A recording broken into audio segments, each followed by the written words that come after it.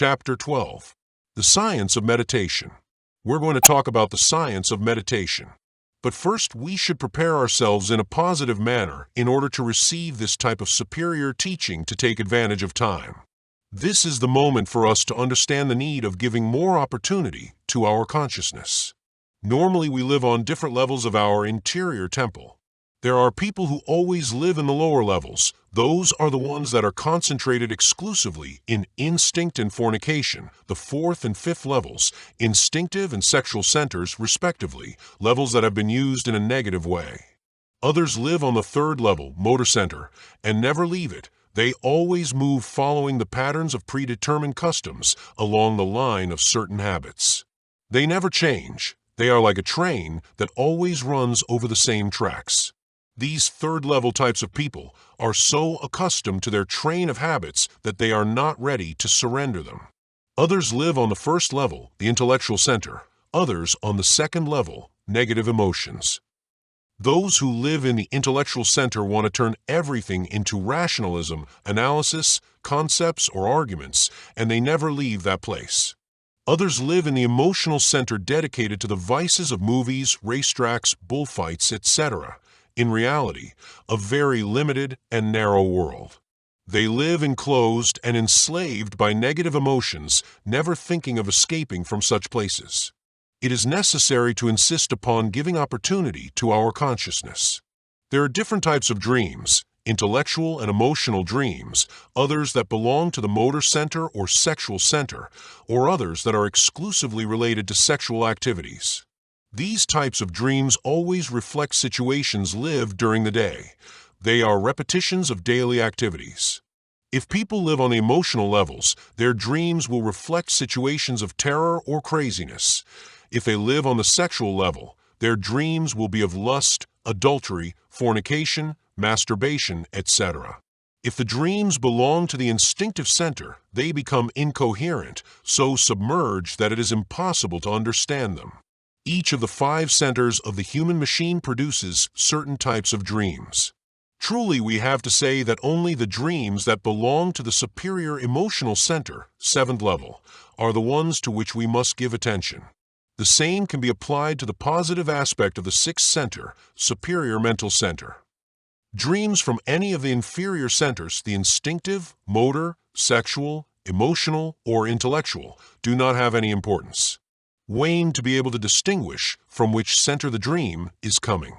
This is only possible by knowing the activities of each of the 5 centers of the human machine.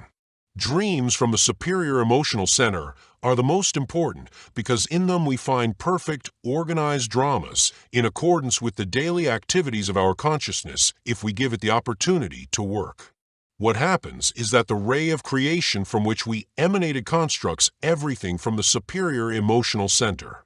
It is from there that diverse superior parts of our being, related with the ray of creation, are manifested through this center in order to instruct us during our hours of sleep. Then well-organized, clear, and precise scenes are presented to us, so we will be able to understand our situation, our errors and defects, etc. Of course, the language of the superior emotional center is symbolic, allegoric, and corresponds to the Hermetic Kabbalah, to hermeneutics, etc. Unquestionably, it is through this center that any person dedicated to esoteric studies can receive correct and precise information.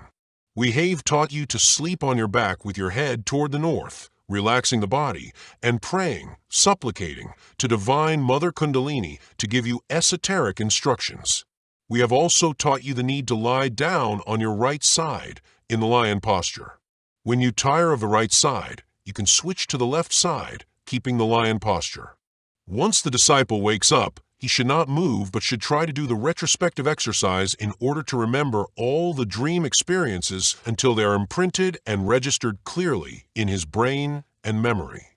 But I want to clarify that not all dreams are important.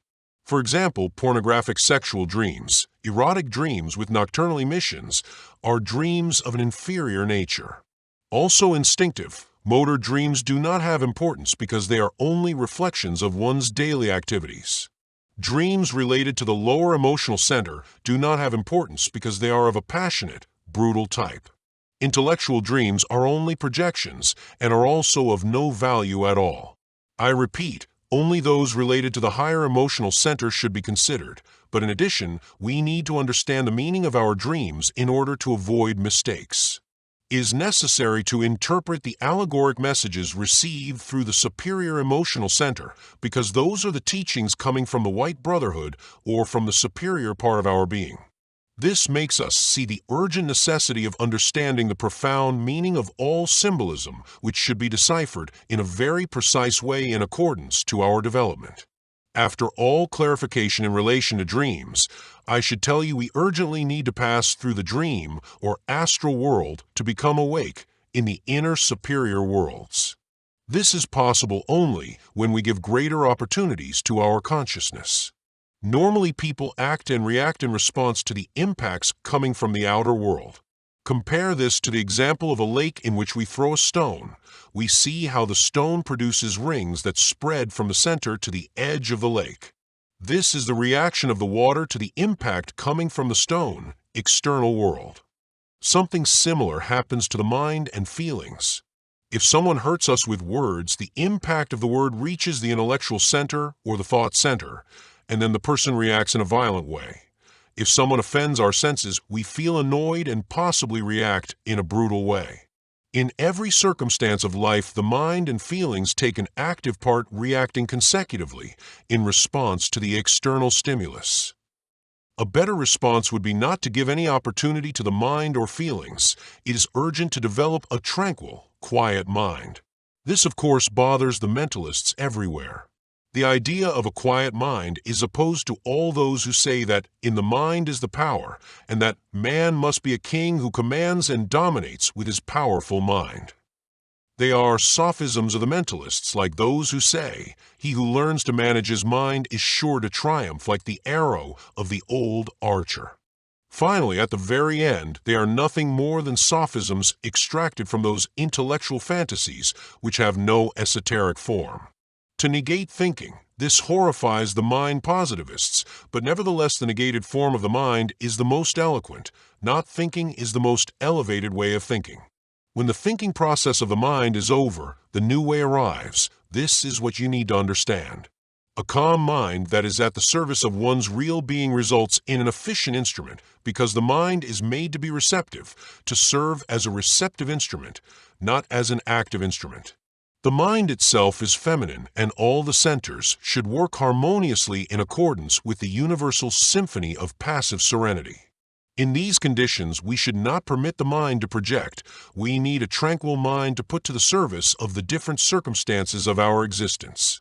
Until a short time ago, I myself thought that emotions or sentiments came from a real being, but with investigation and experience I have come to verify that they pertain to the ego and that they are intimately related to the inferior emotional center. The therapy we need to know profoundly in order to avoid any interior unbalance that can cause outer repercussions is that which will not permit the mind any kind of reaction. If someone hurts us, we must not permit the mind to react. Wish that there will always be someone who can hurt us in our feelings daily, so that we can in that way train our mind better to be passive. The more insults we receive, the better for our training, because we will have more opportunities to stop the reaction of the mind and feelings so that they do not intervene in any circumstance of our lives. Of course, the passive state of mind, emotions, and personality demands a tremendous activity in the consciousness. This shows us that the more active the consciousness, the better for reaching its awakening, because that way the consciousness has to inevitably awaken, being in perpetual activity. Just now, Buddha Gautama Shakyamuni came to my mind. On a certain occasion, the great Buddha was sitting under a tree in profound meditation when a man arrived and began to insult the Buddha, trying to hurt him with his words. After a while, the Buddha opened his eyes and asked the man, "If someone brings you a gift and you do not accept the gift, to whom does this gift belong?" The man answered, "To the one who brought it, of course." Then the Buddha said, "My brother, take your gift. I cannot accept it," and continued to meditate. There is a beautiful, sublime lesson. Buddha did not permit his mind or sentiments to react under any circumstances because he was living fully awakened in his consciousness. There was no outer reaction. That is the way we should behave, dear disciples. The school is everywhere. We have to take advantage of it and learn wisely. We have it in our houses, our offices, the shops or factories, in the street, everywhere, even in the temple, with our fellow students, our children, father, wife, nephews, grandsons, cousins, friends, etc. All are psychological gymnasiums. As hard as it will be, as difficult as it looks to us, is indispensable for all of us. The secret is not to allow our mind and feelings to intervene in the practical daily activities of our lives. We should allow the consciousness to be the one who commands, directs, and works, the one who talks and executes all one's daily activities. That way we prepare harmoniously for meditation. From a practical point of meditation, we must say that what we are looking for goes beyond mind and feelings. This is only possible if in our practical daily life we have trained ourselves intensively and prepared ourselves in our daily lives for this wonderful goal. Meditation becomes difficult when in our daily life we have not passed through a rigorous training, when we have not trained properly in the psychological gymnasium, using social and family life as a training field. During meditation, we should release the essence, the buddhata, the best inside of us, the most dignified and decent. Precisely the essence or buddhata is enclosed within the inhuman elements or psychological aggregates that constitute the I or ego. It is not possible to experience reality or truth, that which interests all of us, unless we free the essence which is trapped in the ego. If we do not, we will have to continue to live on in a world of dreams, in the intellectual center, emotional center, motor center, instinctive, or the sexual centers. We want to be able to escape, to experience truth. The great Kabir Jesus said, "Know the truth, and it will make you free." Truth is not a question of theories, is not a question of believing or not believing, is not a matter of concepts or opinions. Can you form opinions in relation to truth? What is an opinion? It is the projection of a concept, keeping the doubt and fear that truth is another thing. What is a concept? Simply an elaborated reasoning projected by the mind. It can coincide or not coincide with something. Can we assume that a concept or an opinion given out by the intellect would be precisely the truth? No. What is an idea? An idea can be magnificent. For example, we can form an idea in relation to the sun. Such an idea could be more or less exact or more or less mistaken, but they are not the sun. That way also we could form multiple ideas in relation to truth, but they are not the truth. When Jesus Christ was asked what is truth, he kept silence. When Gautama Shakyamuni the Buddha received the same question, he turned back and walked away. Truth cannot be defined by words, the same with the sunset. Anyone can go into ecstasy while watching the sun beginning to hide behind the golden splendor of mountains, but trying to communicate to others this mystical experience is very difficult because others will not feel the same. So truth cannot be communicated. Truth is real for the one who has the experience. When freed of the ego, we can experience truth. We can perceive a radical transforming element within us as a high-voltage element. This is possible, but we have to know how to get it by putting to work our consciousness to replace mind and feeling so that the integrated consciousness in us will be the one to function. We must have a passive mind, a passive feeling, and a passive personality, but have a totally active consciousness. To understand this is indispensable. It is urgent if we are to become practical meditators. Meditation with the technique of meditation, what we are looking for is information. With a microscope we can see the life of microbes, bacteria, cells, microorganisms, etc. Any telescope can give us information about the celestial bodies, planets, meteorites, stars, etc. But meditation goes beyond and would permit us to know the truth from something so small to something as grand as the sun, the truth of an atom or a constellation. The most important thing is to learn to know how we can disentangle, take out our consciousness from our mind and ego, to know how to extract the consciousness from within the feelings. When we dominate the mind and feeling, obviously we are breaking chains, we are coming out of that deadly dungeon, of that jail. In this way, we are preparing ourselves for meditation. Before anything we have to know how to meditate, we have to learn the correct technique. In the Oriental world, they put a lot of emphasis on the Padmasana position with the legs crossed, but we are not Orientals and should meditate in accordance with our own customs and style. As a matter of fact, not all the Orientals meditate with their legs crossed. What is important is that each person should adopt the position best for him. If you want to meditate with your legs crossed, do it. We are not going to prohibit this, but this is not the only practical position for meditation. For a correct meditation, we can take a seat in a comfortable chair with arms and legs relaxed without tension in our muscles, or if you wish, you can lie down and take the position of a five-pointed star, hands and legs open to each side, with one's head toward the north. Remember, you can take any form or position you like, or the most comfortable for you. If in reality we want to separate our consciousness from our mind, feelings, and the psychological I, it does not matter which position we take. The important thing is to know how to meditate. Do not worry about the other things. One person may take an Oriental position, another an Occidental one, another whatever position he wants. The important thing, I repeat, is to be comfortable so you can have a good meditation. Every person is unique and should look for the most comfortable position without being held by any rule, pattern, or position. It is very convenient to relax the body. It is indispensable that the chosen position feels good to the body. Many times I have explained to all of you how to work with the mantra HAMSH, pronounced HAM, silently with the inhalation, SH, vocalized aloud, exhaling like a soft sigh.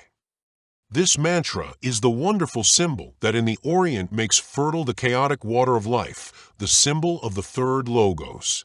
It is very important to know how to vocalize this mantra and to know about its powers. Normally sexual forces flow from inside out, centrifugal way. Due to that, wet dreams occur when having a dream based on the sexual center. If man would organize his vital systems and instead of propitiating the centrifugal system, will use the centripetal system, that means to make the sexual forces run from outside in making use of transmutation, then even if he had an erotic dream, there would be no wet dreams. But because man does not have his sexual forces organized, he will have wet dreams, the loss of the sacred sperm or spermatic liquor. If we want to avoid wet dreams, we have to learn to organize our sexual forces. These forces are profoundly related to breath, to prana, to life. That is obvious. There is a close and deep relation between sexual forces and respiration.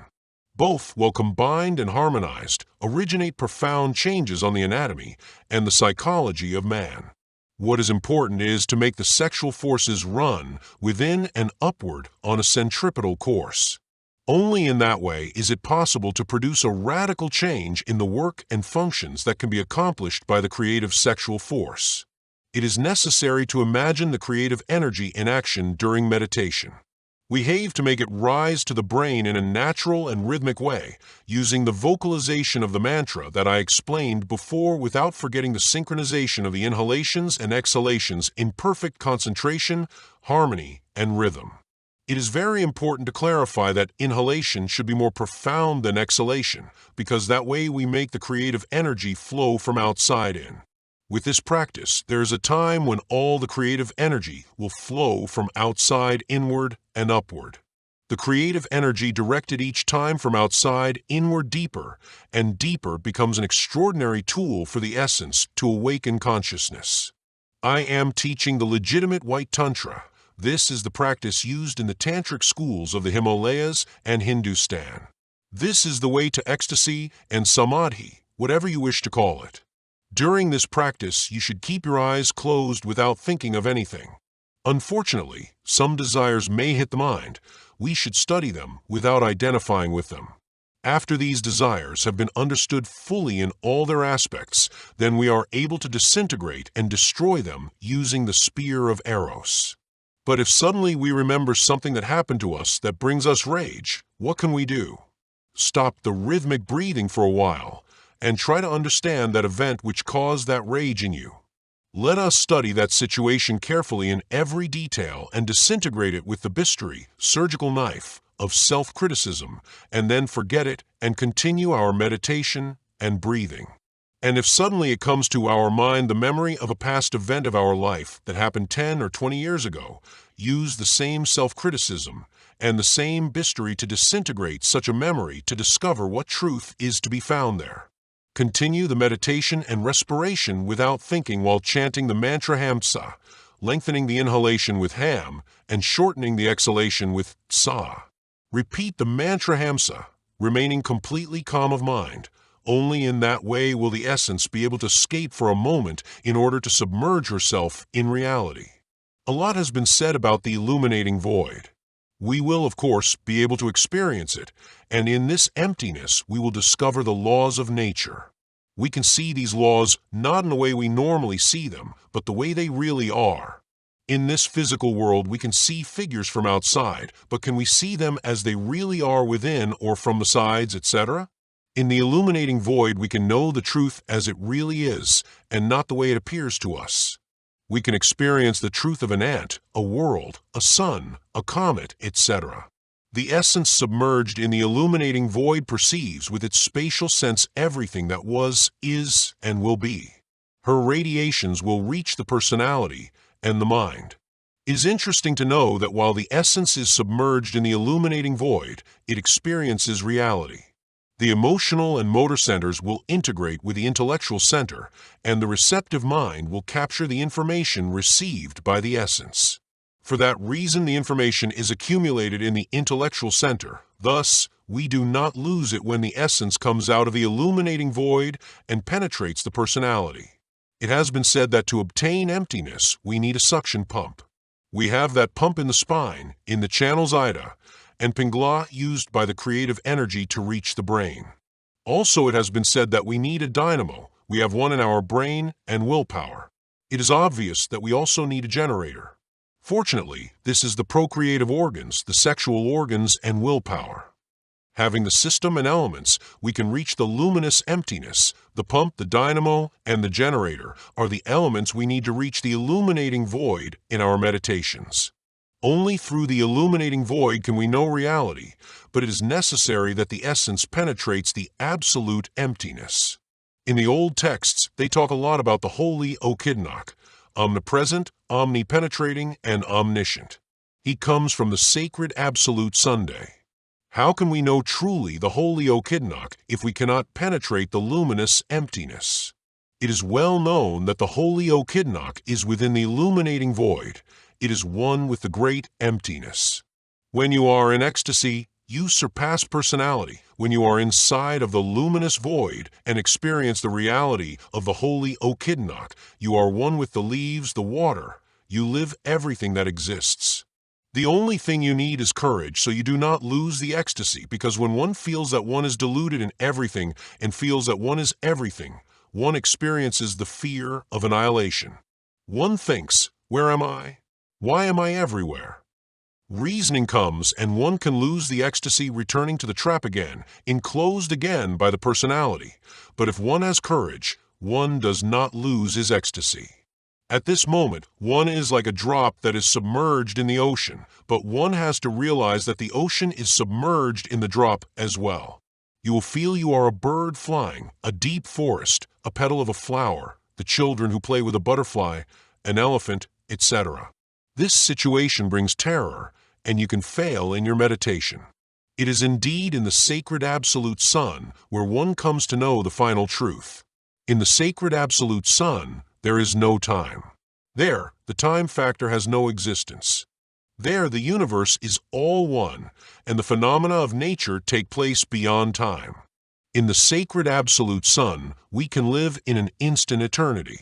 There, one lives beyond good and evil, transformed into radiant creatures.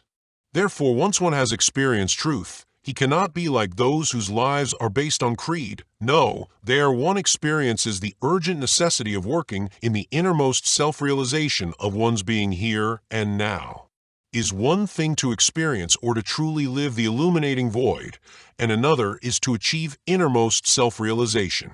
Because of this, we need to know how to meditate. To learn to meditate is urgent to understand meditation. I hope that you listeners will understand this, that you will practice meditation, so one day you will be able to liberate the essence and experience the truth by yourselves. The one who is able to liberate the essence and to enter the illuminating void will be distinct. He will no longer be like the others. For this you need a special course. Such persons will be different, ready to fight up to the maximum, with their only purpose being to realize here and now the illuminating void within. In the Orient, when a disciple reaches these marvelous experiences by experiencing the truth and comes to tell his guru, the guru strikes him hard with his hands. It is clear that if the disciple has not ordered his mind, then he will react against the guru. Will he not? However, these disciples are already well trained. Gurus do this to equilibrate the values and to test the disciple to see how he is progressing in the elimination of his defects. I hope that all of you have understood deeply what the science of meditation really is. I hope that you will practice intensively in your homes and in places of meditation. Question: Master, how can we control the fear when we feel that we are in the illuminating void? Samael Aun Weor: it is necessary to fight fear, forcing it to disintegration until it is converted to cosmic dust. For that reason, we have given you specific techniques for disintegrating your defects using the spear and with the help of your Divine Mother. Of this, we have spoken amply in my book, The Mystery of the Golden Blossom.